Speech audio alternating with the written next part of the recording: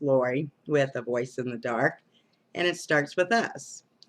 Um, I wanted to talk tonight about relationships that come into our life that are wouldn't make normal sense to us. We do things that we wouldn't normally do with any other person, or um, it just doesn't make sense to us, even after, it splits up.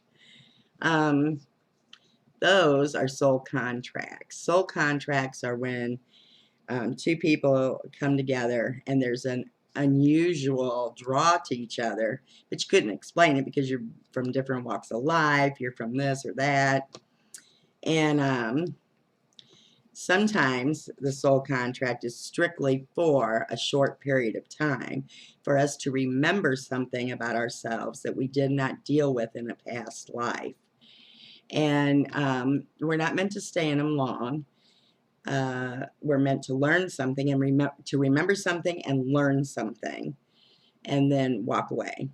And the more I think we understand this, the easier it will be to walk away without it being painful for either party.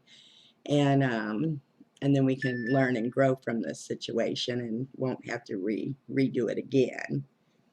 So anyway, I wanted to talk about that a little bit because I know that there are a lot of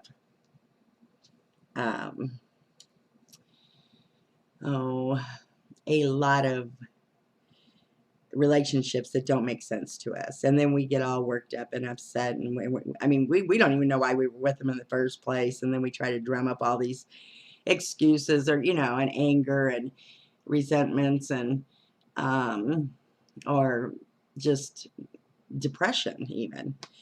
And it's, look at the situation honestly, and did you do anything that was out of normal for you when you came to this person and you couldn't understand why you did that? Like one time, when I met my one husband, he worked. I was an assistant manager. He worked where I worked, and my pet peeve was I don't date anybody I work with. And all of a sudden, I found myself putting my fingers through his hair when he was sitting there one day. And I thought, oh my God, I couldn't believe I did it.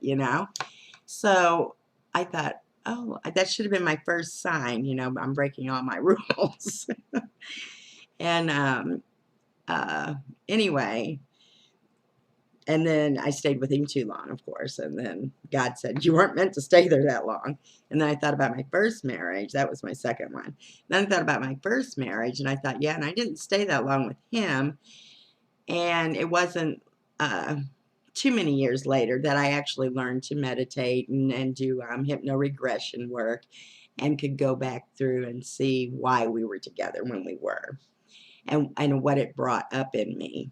And so then I could heal that. And then this one, it was like, I know, and this one really hurt my feelings, And so I just wanted you to understand that there are some soul contracts that we are obliged to complete in a lifetime because we made that agreement before we came here.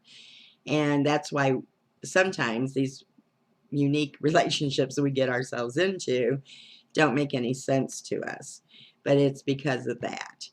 And usually those kind of relationships, what we're supposed to be doing is learning our self-value, and forgiving something that we just didn't understand then, and forgiving ourselves for allowing ourselves to be in the situation. So anyway, and the big thing here is forgiveness, and learn to forgive the other person. You don't have to forgive them to their face, because if they were mean, they were mean. But you have to forgive them in your own mind so you can get them out of your head. And then you have to forgive yourself. Then you have to forgive God, and then you got to forgive yourself again. And but it's worth it. So find a good hypnotherapist that knows how to do regression work. it makes it so much easier because then you see it as an observer, as almost like a third person. And then you get to understand it more clearly. And as soon as you understand it, it's gone. You don't have to live with that anymore. So